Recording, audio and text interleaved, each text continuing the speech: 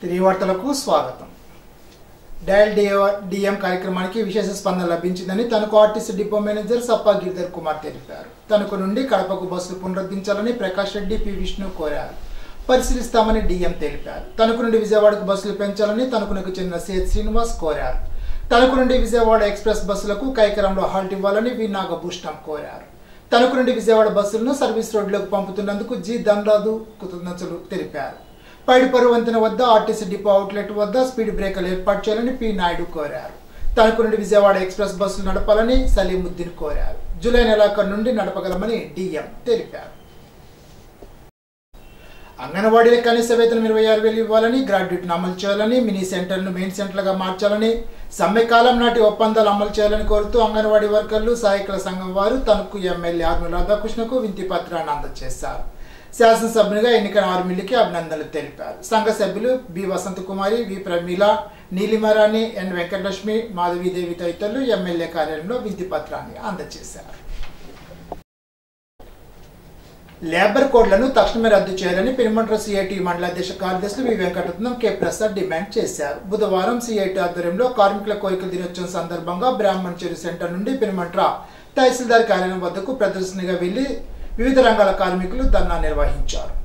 ఈ సందర్భంగా కోడి ప్రసాద్ మాట్లాడుతూ ప్రభుత్వ శాఖల్లో పనిచేస్తున్న అవుట్సోర్సింగ్ కాంట్రాక్ట్ ఉద్యోగులను క్రమబద్ధీకరణ చేయాలని, పిఎఫ్ బెనిఫిట్లు కల్పించాలని కోరారు. అనంతరం మండల తహసీల్దార్ కె లక్ష్మీ కళ్యాణ్ కు వినతి పత్రాన్ని సమర్పించారు. రైతు సంఘ నాయకులు కె సుబ్బరాజు, అంగన్వాడీ సిబ్బంది, పలు ప్రజా సంఘాల నాయకులు పాల్గొన్నారు. రాష్ట్ర ప్రజల ప్రస్తుత ప్రయోజనాల దృష్ట్యా ప్రభుత్వం తీసుకువచ్చిన నూతన ఉచిత ఇసుక పాలసీ విధానం సద్వినియోగం చేసుకోవాలని టీడీపీ మండల అధ్యక్షుడు తమ్నంపూడి శ్రీనివాస్ రెడ్డి అన్నారు. పెనుమంట్ర మండలం మాటేరు వేణుగోపాల స్వామి ఆడిటోరియం విలేకరుల సమావేశంలో ఆయన మాట్లాడారు. రాష్ట్రంలో ఉచిత ఇసుక పాలసీ తీసుకురావడం అభినందనీయమని చెప్పారు. ఉచిత ఇసుక విధానం ద్వారా పేద ప్రజలకు భారీ ఊరట లభిస్తుందని అన్నారు.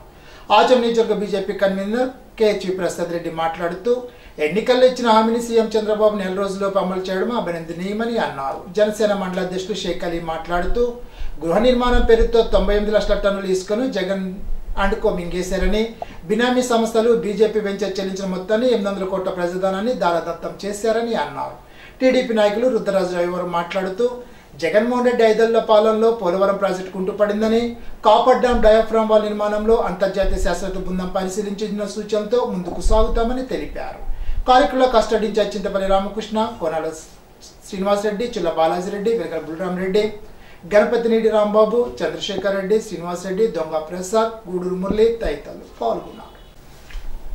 నీడమర్రు తహసీల్దార్ కార్యాలయం వద్ద కార్మికుల కోరికల దినోత్సవం సందర్భంగా సిఐటి మండల కమిటీ ఆధ్వర్యంలో అంగన్వాడీ, ఆశా ఉపాధి హామీ, మిడ్ డే మీల్ రంగాల కార్మికులు కేంద్ర ప్రభుత్వం ఇచ్చిన వాగ్దానం అమలు చేయాలని ఆందోళన చేశారు. సిఐటి జిల్లా ఉపాధ్యక్షులు నార్పల్లి రామనారావు మాట్లాడుతూ కేంద్రంలో బీజేపీ ప్రభుత్వం కార్మిక వర్గం నష్టం కలిగించే లేబర్ కార్మిక చట్టాలను 4 కోళ్లుగా విభజించి సవరణ చేస్తూ పెట్టుబడిదారీ యజమానులకు లాభాలు చేకూర్చడం కోసం చేసిన చట్టాలను రద్దు చేసి కార్మికులకు రక్షణ కల్పించాలని డిమాండ్ చేశారు. నిడ్డమర్రు తహసీల్దార్ కె పోసిబాబుకు వినతి పత్రాన్ని అందించారు. కార్యక్రమంలో నిమ్మల పార్వతి, సుభాష్ని, వెంకటలక్ష్మి, నాగవల్లి, పిల్ల హరికుమారి తదితరులు పాల్గొన్నారు. 5 ఏళ్ల పాటు ప్రజాస్వామ్యాన్ని తన ఇష్టారాజ్యంగా కూనీ చేసి గ్రామ పంచాయతీ నిర్వీర్యం చేసిన జగన్ సర్కార్ను ప్రజల చేతిలో నిలిచిపోయే విధంగా సాగనంపారని తాడేపల్లిగూడెం శాసనసభ్యులు బొలిశెట్టి శ్రీనివాస్ పేర్కొన్నారు. మండలంలోని రామన్నగూడెంలో బుధవారం నిర్వహించిన ప్రజా దర్బార్లో ఆయన మాట్లాడారు. ల్యాండ్, శాండ్, మైను, వైను అని తేడా లేకుండా అన్ని రకాలుగా రాష్ట్రాన్ని దోపిడీ చేసిన జగన్ సిగ్గు లేకుండా నెల రోజులకే కూటమి ప్రభుత్వాన్ని విమర్శించడం, ఆ విమర్శల్లో జగన్ విశ్వసనీయత తెలుస్తోందని అన్నారు. కూటమి ప్రభుత్వం రాష్ట్ర అభివృద్ధికి, నియోజకవర్గ అభివృద్ధికి కట్టుబడి ఉందని అన్నారు. రాబోయే రోజుల్లో ప్రజలు మెచ్చే విధంగా పాలన ఉంటుందని తెలిపారు. గత టీడీపీ హయాంలో తాడేపల్లిగూడెం మండలాన్ని అభివృద్ధి చేసిన మాజీ ZPTC chairman Mullapudi Bapiraju, TDP నియోజకవర్గ ఇన్ఛార్జ్ వలవల బాబ్జీ, బీజేపీ నియోజకవర్గ ఈతకోటి తాతాజీల సహకారంతో ప్రజల అభిష్టం నెరవేరుస్తామని తెలిపారు. ఈ సందర్భంగా గ్రామంలోని సమస్యలపై చర్చించి వాటి పరిష్కారానికి కృషి చేస్తామని హామీ ఇచ్చారు. కార్యక్రమంలో టీడీపీ, బీజేపీ, జనసేన నాయకులు హాజరయ్యారు.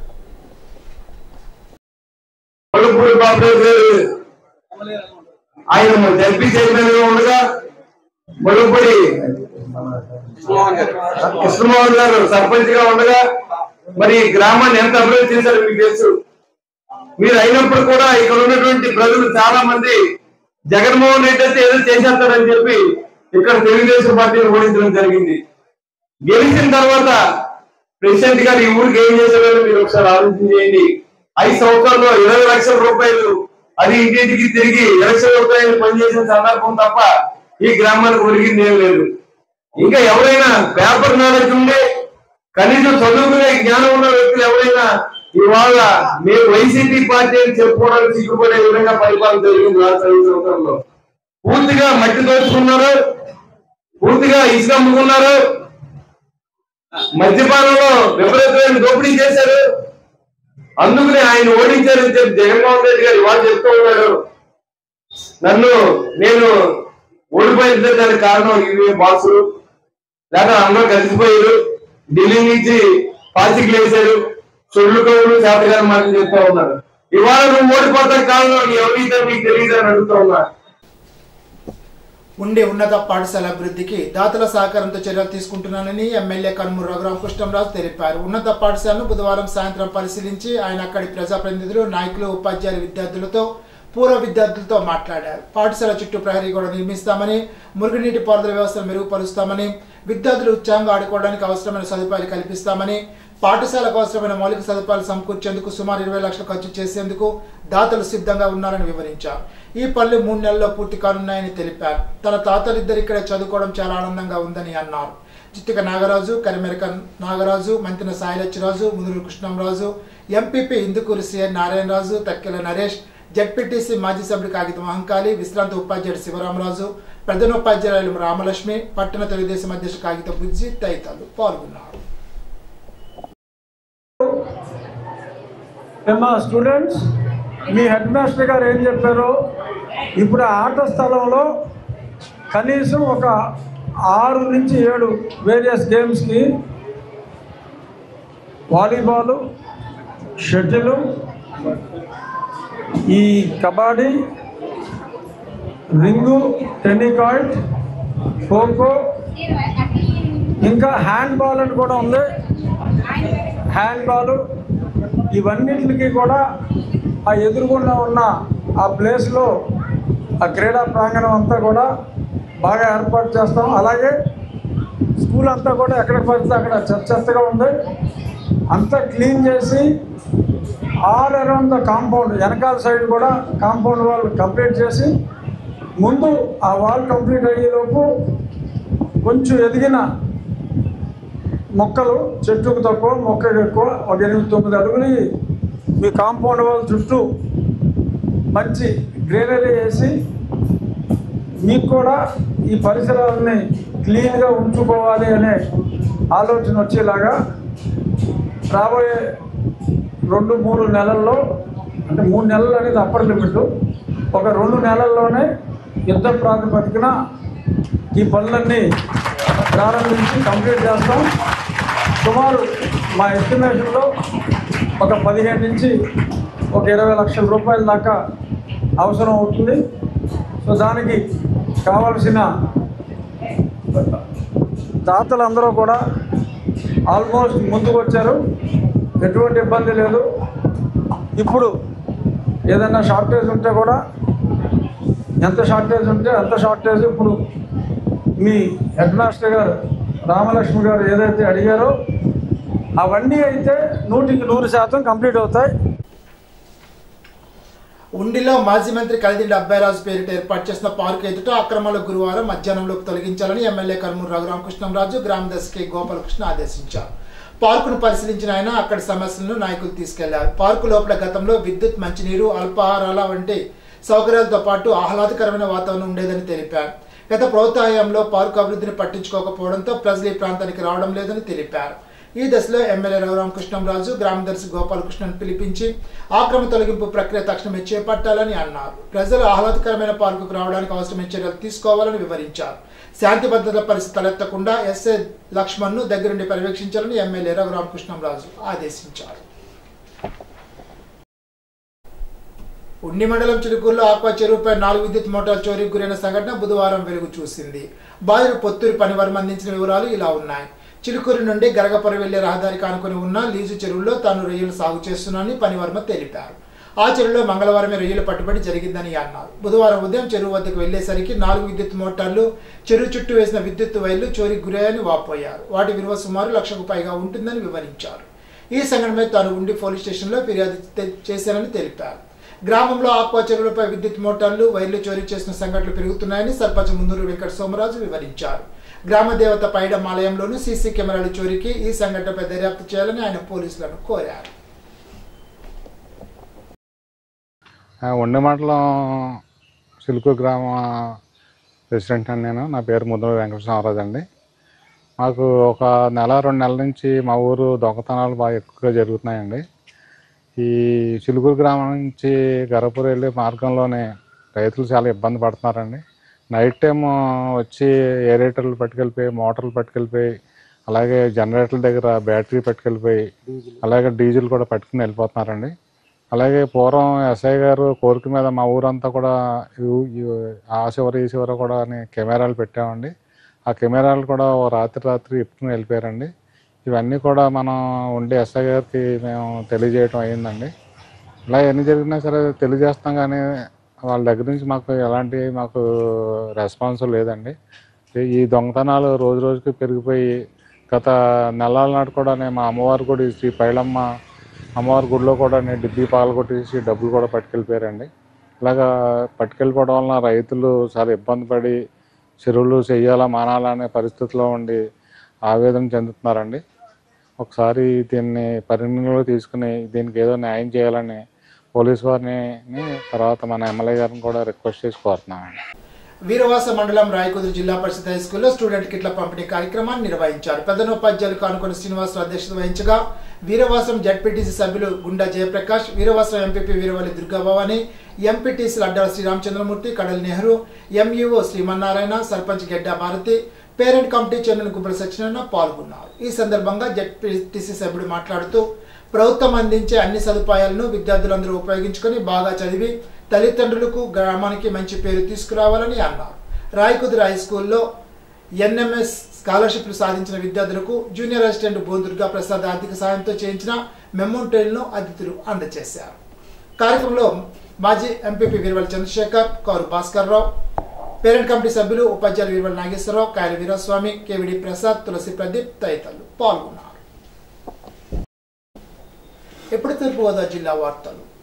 మారుమూల గ్రామీణ ప్రాంతాలతో పాటు దూర ప్రాంత ప్రజలకు అన్ని వేళ బస్ సర్వీస్ సౌకర్యం కల్పించే విధంగా రోడ్డు రవాణా సంస్థ అధికారులు బస్ సర్వీస్ ను పునరుద్ధరింపజేసి పూర్వవైభవాన్ని తెచ్చే విధంగా చర్యలు చేపట్టాలని రాష్ట్ర పర్యాటక, సాంస్కృతిక, సినిమాటోగ్రఫీ శాఖ మంత్రి కందుల దుర్గేష్ పేర్కొన్నారు. బుధవారం నిడదవోలు బస్టాండ్ ఆవరణలో నిడదవోలు వయా పంగిడి రాజమండ్రి మీదుగా విశాఖపట్నం వెళ్లే సూపర్ లగ్జరీ నూతన బస్ సర్వీస్ ను మంత్రి కందుల దుర్గేష్ స్థానిక ప్రజాప్రతినిధులు, అధికారులతో కలిసి ప్రారంభించారు. ఈ సందర్భంగా మంత్రి దుర్గేష్ మాట్లాడుతూ నిడదవోలు నుండి విశాఖపట్నం వెళ్లే నూతన బస్సులు ప్రారంభించడం చాలా సంతోషంగా ఉందని అన్నారు. నిడదవోలు బస్ డిపో ద్వారా మారుమూరు గ్రామ ప్రాంతాలతో పాటు ఇతర దూర ప్రాంతాలకు కూడా ప్రజలకు రవాణా సౌకర్యం కల్పిస్తుందని తెలిపారు. ప్రజలు గ్రామీణ ప్రాంతాలకు ప్రయాణం చేసేందుకు ఆర్టీసీ బస్సులు ఎంతో సురక్షితమైనవని తెలిపారు. విశాఖపట్నం వెళ్ళేటువంటి సూపర్ లగ్జరీ బస్సుని ప్రారంభించడం అనేది చాలా ఆనందంగా ఉంది. ఈ కార్యక్రమంలో పాల్గొంటున్నటువంటి ఆర్ఎం గారు, షర్మిల అశోక్ గారు, అదేవిధంగా తెలుగుదేశం పార్టీ అధ్యక్షులు వెంకటేశ్వరరావు, జనసేన పార్టీ అధ్యక్షులు రంగా రమేష్ గారు, అదేవిధంగా భారతీయ జనతా పార్టీ అధ్యక్షులు ఇక్కడికి ఇచ్చేసినటువంటి డిపో మేనేజర్ గారు, ఇంకా సిబ్బందికి అందరికీ కూడా ప్రత్యేకమైనటువంటి అభినందనలు తెలియజేస్తున్నాను. అంటే ఒకప్పుడు చాలా అద్భుతమైన ప్రగతిలో ఉండేటువంటి నిడదవోలు డిపో ఇప్పుడు కారణాలు ఏవైతే కానివ్వండి ఆ స్థాయిలో లేదు అనేటువంటి మాట మన అందరికీ తెలుసు. ఒకనొక టైంలో పూర్తిగా మూసేసినట్టు మనకు తెలుసు కూడా. అయితే ఇవాళ గ్రామీణ ప్రాంతాల్లోని ప్రజలకు ఉపయోగపడాలంటే బస్సులే సరైనవి. మారుమూల ప్రాంతాలకు వెళ్ళాలంటే బస్సుల ద్వారా మాత్రం వెళ్ళగలుగుతారు. అదేవిధంగా బస్సుల్లో ప్రయాణం అనేది సురక్షితమైనటువంటి ప్రయాణం. క్వాలిఫైడ్ డ్రైవర్స్, క్వాలిఫైడ్ స్టాఫ్ ఉంటారు కనుక వాళ్ళందరూ జాగ్రత్తగా తీసుకెళ్తారు. అయితే ఇక్కడ మనకు కావాల్సింది ఏంటంటే డిమాండ్ ఉన్నా కూడా మనం ఇంకా బస్సులు పెంచుకోలేని పరిస్థితి కూడా కనబడుతుంది. దానికి ఒక కారణం ఏంటంటే రాష్ట్ర విభజన జరిగిన తర్వాత తెలంగాణ వాళ్ళ ఆర్టీసీ వేరు, మన ఆర్టీసీ వేరు అయింది. ఈ సందర్భంలో రెండు రాష్ట్రాలకు సంబంధించి జరిగేటువంటి ఒప్పందాల్లో ఇన్ని బస్సులు ఇక్కడి నుంచి ఆపరేట్ చేయాలి, ఇన్ని బస్సులు అక్కడి నుంచి ఆపరేట్ చేయాలి అనేటువంటిది వారు నిర్ణయిస్తారు. ఆ నిర్ణయం మేరకు ఇవాళ మనకి 2 బస్సులు హైదరాబాద్కు ఉన్నది, ఒక బస్సుకే పరిమితం అయిందనేటువంటి మాట చెప్తాం. అయితే ఈ మధ్యకాలంలో ప్రధానంగా ఒక కాకినాడకి కనెక్టివిటీ బాగా పెంచేదనేటువంటిది కూడా ఆరంభం గారు చెప్తున్నారు. దాంతోపాటు దూర ప్రయాణానికి వెళ్ళేటువంటి వాళ్ళు మనకి ట్రైన్ రిజర్వేషన్ అనేది ఎప్పుడు కూడా లిమిటెడ్గానే ఉంటుంది కనుక బస్సుల మీద ఆధారపడే వాళ్ళు ఎక్కువ ఉంటారు కనుక ఈ గ్రామీణ ప్రాంతంలో వాళ్ళు దూర ప్రయాణం చేసే హైదరాబాద్కి మరొక 2-3 సర్వీసులు పెంచినా కూడా జనానికి ఇబ్బంది లేనటువంటి పరిస్థితి ఉంది. రాజమహేంద్రవరం జిల్లాలో ప్రాథమిక ఆరోగ్య కేంద్రాల్లో పనిచేస్తున్న వైద్యులు, వైద్య సిబ్బంది 24/7 ప్రజా ఆరోగ్య దృష్ట్యా షిఫ్ట్లు వారి విధి నిర్వహించాలని ఆదేశాలు జారీ చేయడం జరిగిందని జిల్లా వైద్య ఆరోగ్య శాఖ అధికారి డాక్టర్ కె వెంకటేశ్వరరావు బుధవారం ఒక ప్రకటనలో తెలిపారు. ఉన్నతాధికారుల ఆదేశాల మేరకు ప్రతి పిఎస్సిలో కూడా 3 షిఫ్టుల్లో 24/7 నడపాలని, సంబంధిత వైద్యాధికారులు, సిబ్బంది ప్రాథమిక ఆరోగ్య కేంద్ర పనివేళల్లో తప్పనిసరిగా పిఎస్సీలు అందుబాటులో ఉండాలని అన్నారు. తూర్పుగోదావరి జిల్లా న్యాయ సేవాధికారి సంస్థ కార్యదర్శి senior civil judge K Prakash Babu Rajamahendravaram ప్రభుత్వ ఆసుపత్రిలోని మానసిక చికిత్స కేంద్రాన్ని సందర్శించారు. ఈ విభాగంలో చికిత్స పొందుతున్న వారి వివరాలు, వారికి అందుతున్న వైద్య సదుపాయాలు, ఇతర వివరాల గురించి అధికారులను అడిగి తెలుసుకున్నారు. మానసిక రుగ్మతల నుండి పూర్తిగా ఉపశమనం పొందిన వారిని తిరిగి వారి కుటుంబ సభ్యులతో కలిపేందుకు తగు చర్యలు తీసుకోవాలని, ఆ విషయంలో ఎలాంటి న్యాయ సహాయమైనా అవసరమైన జిల్లా న్యాయ సేవాధికారి సంస్థ ద్వారా సహకారం అందిస్తామని తెలిపారు. మానసిక చికిత్స విభాగంలో చికిత్స పొందిన వారితో కార్యదర్శి ప్రకాష్ బాబు మాట్లాడి వారి ఆరోగ్య పరిస్థితుల గురించి తెలుసుకున్నారు. వినియోగదారునికి ఇసుక ఎంత ధరకు అందుబాటులో ఉన్నది అన్న వివరాలు పూర్తి పారదర్శకంగా ప్రదర్శించే ఏర్పాట్లు చేయాలని అధికారులు, సిబ్బంది విధులు, బాధ్యతల విషయంలో ఖచ్చితత్వం కలిగి ఉండాలని జిల్లా కలెక్టర్ పి ప్రశాంత్ ఆదేశించారు. బుధవారం కలెక్టరేట్ కార్యాలయ సమావేశ మందిరంలో జిల్లా స్థాయి కమిటీ సమావేశం జిల్లా కలెక్టర్ అధ్యక్షతన SPP Jagadish, in charge JC K Dinesh Kumar, sub collector Ashok Srivatsav, సమన్వయ శాఖల అధికారులు నిర్వహించారు. ప్రజా ప్రయోజనాల దృష్ట్యా నిరంతరం రద్దీ ప్రదేశమైన మోరంపూడి జంక్షన్ వద్ద నిర్మిస్తున్న మోరంపూడి ఫ్లైఓవర్ను ఆగస్టు 15 నాటికి ప్రజలకు అందుబాటులో తీసుకురానున్నామని పార్లమెంట్ సభ్యులు దగ్గుబాటి పురంధేశ్వరి పేర్కొన్నారు. బుధవారం MP Daggubati Purandeswari, Rajahmundry city MLA Adireddy Srinivas, మాజీ ఎంపీ మాగంటి మురళీమోహన్తో కలిసి మోరంపూడి ఫ్లైఓవర్ సర్వీస్ రోడ్ నిర్మాణ పనులను పరిశీలించారు. ఈ సందర్భంగా ఎంపీ పురంధేశ్వరి మాట్లాడుతూ రాజమహేంద్రవరం నగరంలో ట్రాఫిక్ సమస్యను అధిగమిస్తూ ప్రమాదాలను నియంత్రించే విధంగా జాతీయ రహదారి మోరంపూడి జంక్షన్ వద్ద ఫ్లైఓవర్ నిర్మాణ పనులు వేగంగా జరుగుతున్నాయని, ఆగస్టు 15 నాటికి ప్రజలకు అంకితం చేయడం జరుగుతుందని తెలిపారు.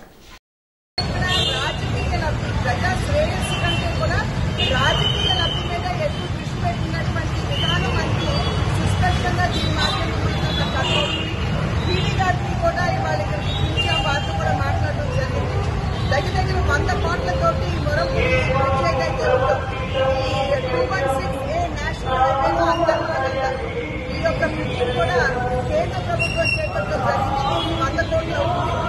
ఈ బ్రిడ్జ్ యొక్క పనులు ఆగస్టు 15 కల్లా ఈ బ్రిడ్జిని ప్రారంభోత్సవం చేసుకోవచ్చు అని చెప్పి పీటీ గారు చెప్పారు. అయితే దానికి సంబంధించినటువంటి సర్వీస్ రోడ్స్ ఏవైతే ఉన్నాయో ఊరికే ఒక్క లేయర్ బ్లాక్ టాపింగ్ చేశారు ఎందుకంటే ఉన్న ట్రాఫిక్ అడ్జస్ట్మెంట్ కాబట్టి మూవ్ అవ్వాలని, రాబోయే కాలంలో 1 నెల పాటు ట్రాఫిక్ డైవర్ట్ చేసి మిగిలిన లేయర్స్ కూడా ఈ సర్వీస్ రోడ్స్ లో వేసి దీన్ని పటిష్టం చేస్తామని చెప్పి పీటీ గారు కూడా చెప్పడం జరిగింది. నమస్కారం. గత 5 సంవత్సరాలుగా ఈ మోరంపూడి ఫ్లైఓవర్ అన్నది అనేక సందర్భాల్లో మిమ్మల్ని పదే పిలవడం, ప్రతి అంశాన్ని ఒక ఇనాగ్రేషన్ కింద మీ అందరినీ తీసుకురావడం నేనే తెచ్చానని చెప్పి మాజీ పార్లమెంట్ సభ్యులు చెప్పిన సందర్భాలు మీరందరూ కూడా గుర్తు చేసుకోవాలి. ఈరోజు మురళీమోహన్ గారు ఒక కార్యక్రమం నుంచి ఇక్కడికి రావడం, గౌరవ ఎంపీ గారిని ఇలాగ ఈ ఫ్లైఓవర్ దగ్గరికి రావాలి, ఆ 2019లో ఆనాడు జరిగిన యాక్సిడెంట్స్ వల్ల అనేక మంది ప్రాణాలు కోల్పోతా ఉంటే ఆయన ఇనిషియేట్ చేసి నితిన్ గడ్కరీ గారి దగ్గరికి వెళ్లి ఈ ఫ్లైఓవర్ ని శాంక్షన్ చేసుకుని రావడం జరిగింది. 2019లో ఆనాడు ఉన్న ఎంపీగా మురళీమోహన్ గారు, నితిన్ గడ్కరీ గారు శంకుస్థాపన చేయడం జరిగింది. దానిదే ఈ శిలాపత్రం. తర్వాత కాంట్రాక్టర్స్ జాప్యం వల్ల కానివ్వండి, లేకపోతే అనేకమైన కారణాలు కానివ్వండి డిలే అయ్యి రావడం అనేది వాస్తవం. డిలే అయిన తర్వాత దాన్ని మనం ఒక ఎంపీగా నెగ్గిన వ్యక్తిగా వైసీపీ పార్టీ మాత్రం ఫాలో చేశాడంటే, జస్ట్ ఫాలో అప్ చేశాడు. దాని గురించి అని చెప్పి మళ్ళా దానికోసం ఒక శిలాబద్ధం వేసుకుని దానికి కమెంట్స్ పెట్టి, ఇందాక ఎంపీ గారు చెప్పినట్టు బహుశా భారతదేశంలో ఇలాంటి శిలాబద్ధం అయితే ఎవరు చూడడం, భవిష్యత్తులో కూడా చూడబోదు. మాకు కొన్ని సాంప్రదాయాలు ఉన్నాయి, మేము గౌరవిస్తాం. మీరు నిజంగా కానీ ఏదైనా ఒక అభివృద్ధి కార్యక్రమం చేస్తే దాన్ని మేము చేసేమని చెప్పి ఆ యొక్క క్రెడిట్ తీసుకునే తత్వం మాది కాదు. మీరు నిజంగానే చేస్తే మేము గౌరవిస్తాం. జిల్లా ప్రభుత్వ ఆసుపత్రికి వైద్యం కొరకు వచ్చే పేద ప్రజలందరికీ సకాలంలో వైద్య సేవలు అందించి వారి ఆరోగ్యానికి భరోసా కల్పించాలని నగర శాసనసభ్యులు ఆదిరెడ్డి శ్రీనివాస్ వైద్యులకు సూచించారు. సోమవారం ప్రభుత్వ ఆసుపత్రిని మాజీ పార్లమెంట్ సభ్యులు మురళీమోహన్ తో కలిసి ఆయన సందర్శించారు. ఈ సందర్భంగా శాసనసభ్యులు ఆదిరెడ్డి శ్రీనివాస్ మాట్లాడుతూ ఆసుపత్రిలోకి వచ్చే వారికి ఎక్కువ మంది పేదవారే ఉంటారని, వారికి ప్రభుత్వ ఆసుపత్రి మినహా మరే ప్రైవేటు వైద్యశాలకు వెళ్లే స్తోమత ఉండదని అన్నారు. అనారోగ్య సమస్యలు ఉన్నవారు ఎంతో నమ్మకంతో ఆసుపత్రికి వస్తారని, అటువంటి రోగుల పట్ల వైద్యులు వైద్య సిబ్బంది మర్యాదగా నడుచుకోవాలని తెలిపారు. ఇప్పుడు ఏలూరు జిల్లా వార్తలు. వ్యవసాయం సంక్షోభంలో ఉందని, అన్నదాతలు అప్పు ఊబిలో ఉన్నారని ఆంధ్రప్రదేశ్ రైతు సంఘ రాష్ట్ర ఉపాధ్యక్షులు వై కేశవరావు తీవ్ర ఆందోళన వ్యక్తం చేశారు. రైతు రక్షణకు కేంద్ర రాష్ట్ర ప్రభుత్వాలు తగు చర్యలు చేపట్టాలని డిమాండ్ చేశారు.